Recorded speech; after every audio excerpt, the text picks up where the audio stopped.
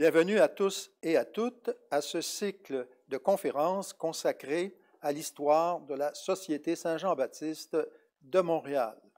Dans cette quatrième conférence, j'aborderai la question du développement économique du Canada français.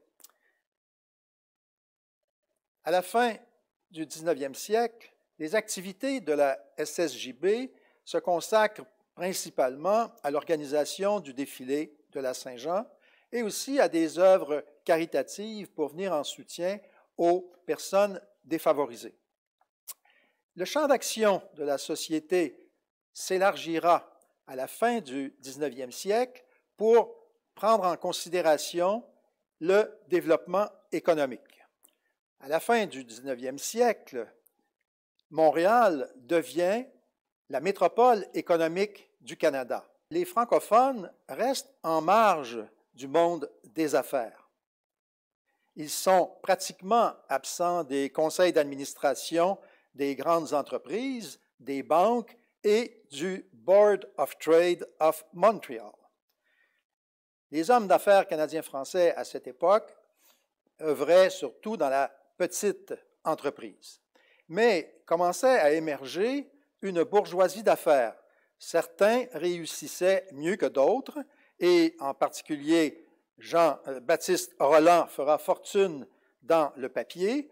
Joseph Odilon Dupuis va ouvrir le célèbre magasin Dupuis au centre-ville de Montréal, et Hormidas Laporte, qui était un épicier en gros, va devenir président de la Banque provinciale du Canada et maire de Montréal en 1904.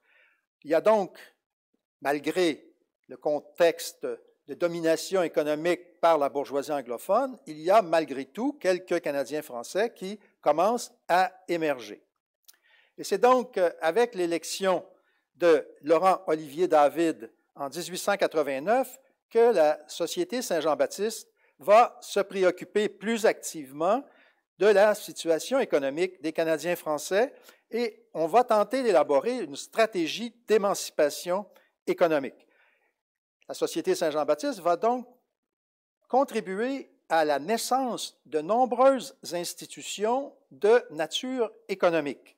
Je pense en particulier à la Chambre de commerce de Montréal, à l'École des hautes études commerciales et à l'érection du Monument national dont je parlerai à la fin de cette conférence. D'abord, abordons l'implication de la société dans la création de la Chambre de commerce de Montréal. On se rappellera que lors de notre dernière conférence, j'avais exposé l'augmentation des tensions interethniques à Montréal à la suite de l'exécution de Louis Riel. Donc, vers 1885, le nationalisme est en pleine effervescence et Honoré Mercier, qui vient de fonder le Parti national, affirme que le Québec est l'État national des Canadiens français. Il y a donc dans cette effervescence une prise de conscience par certains hommes d'affaires de la nécessité de prendre le contrôle de notre économie. Il faut bien comprendre que la communauté anglophone de Montréal, elle, s'était dotée en 1822 d'une organisation pour représenter ses intérêts face aux autorités politiques. Et donc, le Board of Trade of Montreal, qui avait auparavant réclamé l'assimilation des francophones, utilisait uniquement l'anglais dans ses réunions et ses communications. Donc, les Canadiens français pouvaient difficilement s'insérer ou s'intégrer dans cette chambre de commerce qui était contrôlée essentiellement par la bourgeoisie anglophone. Un des membres éminents de la direction de la Société Saint-Jean-Baptiste, Joseph-Xavier Perrault, qui sera vice-président de 1895 à 1904, va avoir l'idée de créer une organisation similaire pour représenter les commerçants francophones. Alors, il va expliquer la nature de son projet dans une lettre qu'il publie dans le journal Le Moniteur du commerce. Je le cite. « Comment se fait-il que le Board of Trade of Montreal compte un si petit nombre de membres canadiens-français? Nous sommes pourtant la majorité. Nous avons l'intelligence des affaires. À cela, il n'y a qu'un remède bien simple, c'est de constituer une chambre de commerce française. » Évidemment, cette proposition avant-gardiste, parce qu'elle était avant-gardiste, parce qu'elle supposait une différenciation par rapport à la communauté d'affaires anglophone. Et elle ne fera pas l'unanimité. Certains Canadiens français, ne voulant pas jeter de l'huile sur le feu des relations interethniques, et évidemment, les représentants du Board of Trade, eux, estimaient que cette nouvelle chambre de commerce serait inutile, ce serait une perte de temps, une perte d'argent, puisqu'elle elle-même existait pour représenter les marchands. Alors, ces deux groupes, évidemment, ne partagent pas la même vision du développement économique et n'ont pas les mêmes intérêts, de sorte que, finalement, cette institution va être mise de l'avant par la Société Saint-Jean-Baptiste qui, elle, estime qu'il est nécessaire d'avoir une institution contrôlée par des Canadiens français pour favoriser la formation d'une classe d'affaires francophone et surtout pour développer l'éducation commerciale. Alors, ce Xavier Perrault est un personnage très intéressant parce qu'il a été étudié à l'étranger. Il a passé 4 ans en Europe pour devenir agronome et il est le premier agronome de langue française au Canada. On peut le considérer, avant la lettre, comme étant un internationaliste, parce que, d'une part, il faisait de fréquents voyages en Europe et donc en ramenait des idées intéressantes, mais aussi parce qu'il a soutenu un projet très innovateur pour l'époque, qui était de créer une fédération des chambres de commerce du Canada et des États-Unis. Il voulait donc en mettant ensemble les représentants du monde des affaires canadiens et américains, il voulait lutter contre les barrières tarifaires et donc favoriser un meilleur échange entre les États-Unis et le Canada. On peut constater que ça a pris un siècle avant que cette idée se matérialise avec l'adoption du libre-échange en 1988. Il y avait aussi derrière cette idée de créer une chambre de commerce, il y avait l'idée de faire œuvre patriotique, parce qu'on se disait qu'il fallait développer une bourgeoisie d'affaires canadienne-française pour créer des entreprises canadiennes-françaises et pour endiguer le flux migratoire des jeunes francophones qui allaient trouver du travail dans les villes et les usines américaines. Donc, si on voulait garder la population française au Québec, il fallait trouver du travail à ces jeunes et que ces jeunes puissent travailler en français. D'où l'idée de stimuler la mise sur pied d'entreprises canadiennes-françaises. Et donc, les intérêts économiques des Canadiens français devaient être pensés d'un point de vue économique. Cette idée, cette vision est très originale et elle va à l'encontre, évidemment, de l'idéologie cléricale de l'époque qui était peu ouverte à cette idée de favoriser le monde de l'entreprise et le monde du travail, puisque l'idéologie dominante au Canada français était basée sur le travail agricole, le maintien des Canadiens français à la campagne, et donc l'attraction que les villes commencent à exercer est pour les élites cléricales un danger, une menace à la nation. Alors, la stratégie que proposent Perrault et ses amis hommes d'affaires canadiens-français, c'est d'amener ces Canadiens-français en ville, mais dans le cadre d'entreprises canadiennes-françaises. Autre institution qui sera mise de l'avant par la Société Saint-Jean-Baptiste, c'est la création de l'École des hautes études commerciales. Donc, c'était bien une bonne idée de vouloir créer une classe d'affaires francophone, mais encore fallait-il la former. Alors, le milieu nationaliste va mettre de l'avant l'éducation commerciale et va tenter de l'introduire dans le système universitaire. La Société Saint-Jean-Baptiste, ici, n'est pas intervenue directement dans la fondation de l'École des hautes études commerciales, communément appelée les HEC. C'est une initiative qui vient d'hommes d'affaires, mais qui sont à l'intérieur des cadres de la Société Saint-Jean-Baptiste. Dans ma première conférence, j'ai bien expliqué comment cette société servait de lieu de rencontre des élites intellectuelles, politiques et maintenant économiques. Et donc, c'est dans ce cadre-là que les réseaux d'influence se créent et donc les idées circulent et ça favorise la mise sur pied de nouvelles institutions, dont l'École des hautes études commerciales. Il y a deux autres acteurs qui vont jouer un rôle important dans la création de cette école. C'est l'École polytechnique et Sir Lomer-Gouin, qui est premier ministre du Québec à cette époque. Ce projet d'études commerciales n'allait pas de soi, même si on peut penser qu'aujourd'hui, étudier le commerce, c'est une chose très valorisée.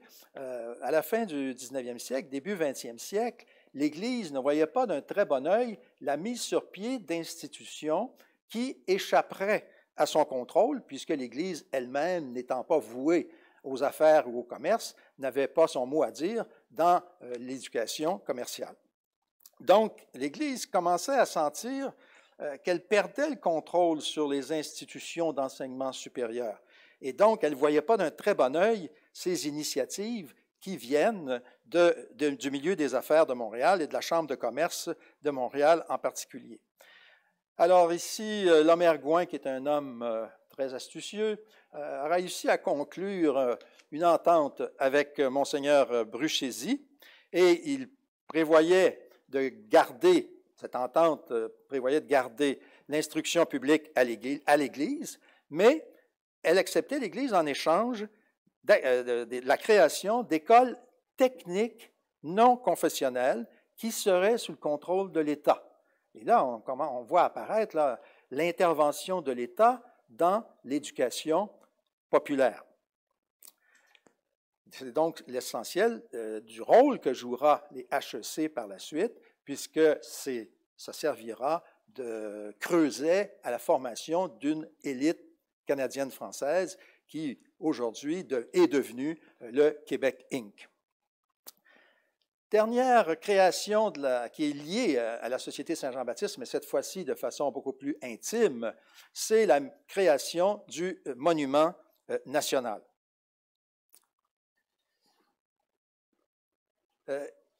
Encore une fois, ici, on va se servir de la construction d'un édifice public pour affirmer l'identité canadienne-française.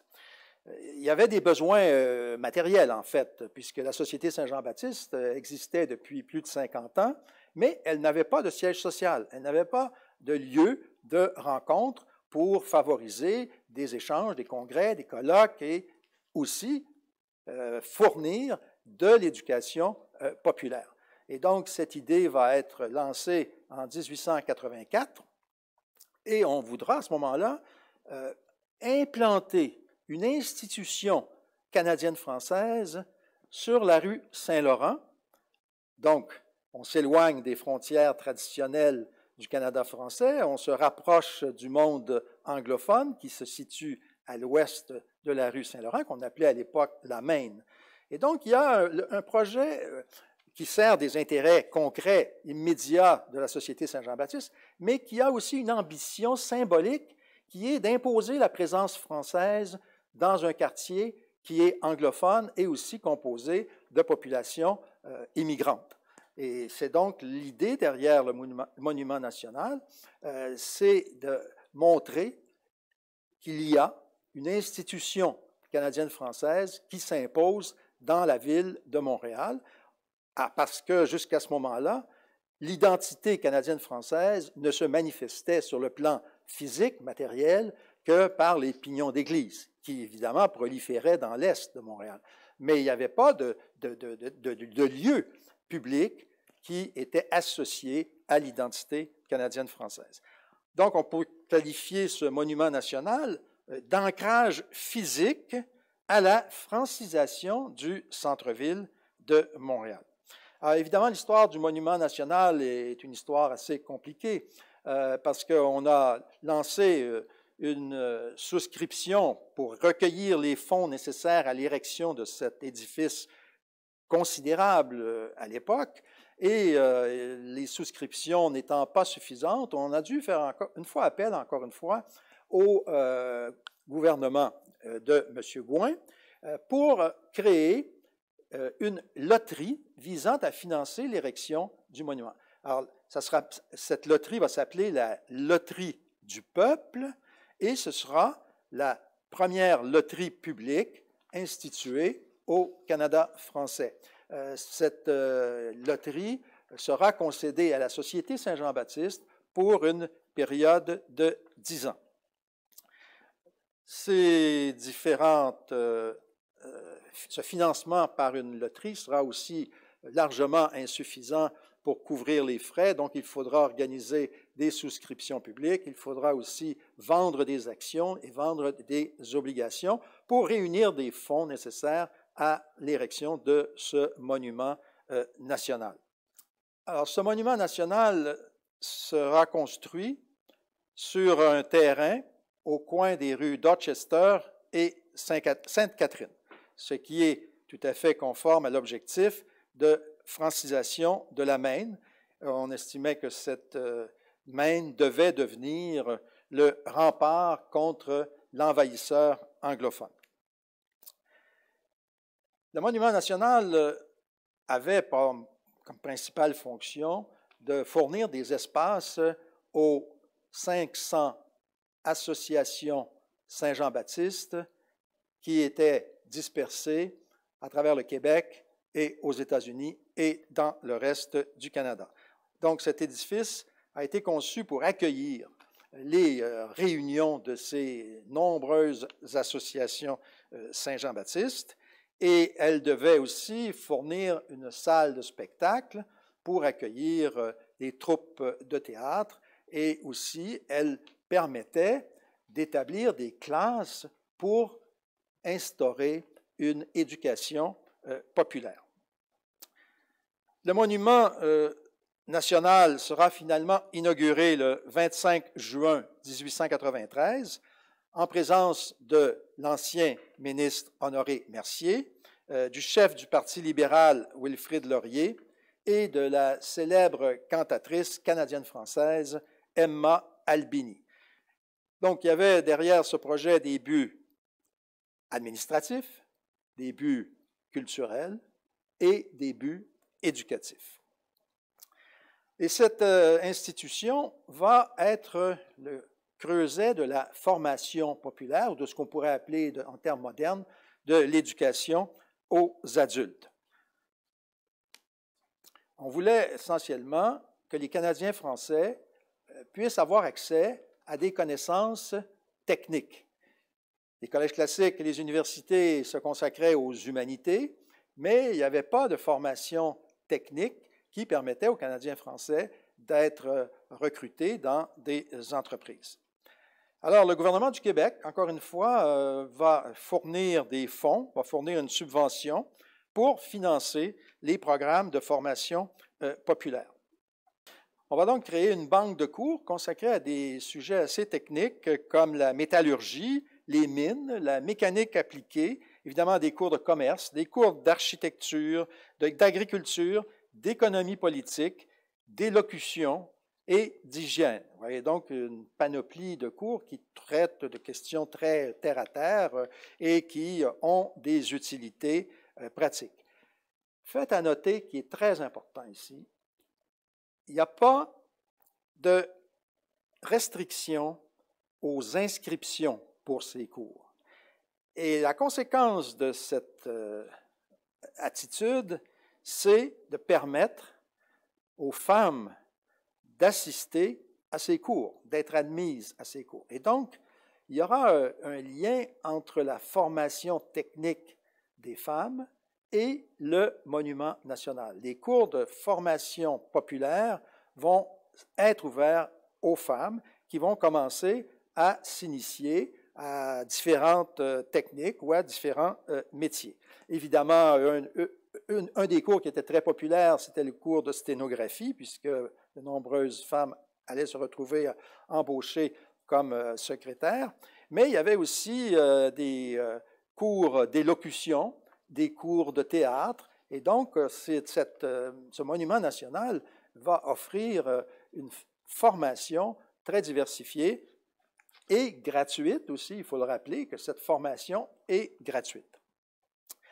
On ira même jusqu'à créer des cours pour former des guides touristiques de Montréal, pour mieux faire connaître, évidemment, la civilisation française sur les rives du Saint-Laurent. Le Monument national va servir, en fait, de lieu d'émergence du théâtre montréalais, puisqu'on organise des pièces de théâtre et le public va donc servir, le public qui assiste à ces pièces de théâtre va servir à financer les activités du Monument national. On va évidemment connaître des difficultés financières. Ce monument national n'est pas rentable et comme il est menacé de faillite, on devra élargir son audience et accepter d'ouvrir les locaux, d'ouvrir les salles de théâtre et les salles de conférence, d'ouvrir aux autres groupes ethniques de Montréal. Et c'est aussi intéressant de constater que le Monument national va servir de lieu de rencontre et de rassemblement des communautés culturelles montréalaises, et en particulier de la communauté juive, puisque le centre-ville de Montréal, à cette époque, abrite de nombreux réfugiés qui ont fui les pogroms de Russie et d'Europe de l'Est.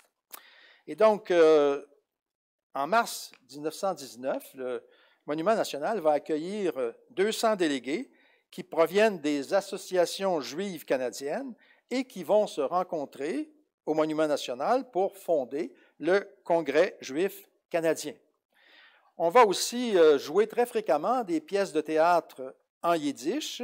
À partir des années 1897, Montréal et le Monument national sont le lieu préféré où viennent se produire les artistes yiddish qui sont de passage à Montréal. Autre communauté culturelle qui va profiter des avantages du Monument national, ce sont les Chinois qui vont aussi avoir une troupe de théâtre qui vient de New York pour donner des spectacles. Alors, comme on le voit, le Monument national n'est pas nécessairement et uniquement le foyer de la race, il va aussi devenir un foyer culturel multiethnique. Et donc, ce monument national va jouer un rôle majeur dans la vie culturelle de Montréal et servir de point de ralliement au mouvement nationaliste pendant les 50 années qui suivront. C'est-à-dire que le Monument national va être fonctionnel jusqu'en 1966. Dans la prochaine conférence, j'aborderai une autre institution qui origine de la Société Saint-Jean-Baptiste et qui va servir de creuset à l'émergence du féminisme canadien-français. Merci beaucoup de votre attention et à la prochaine.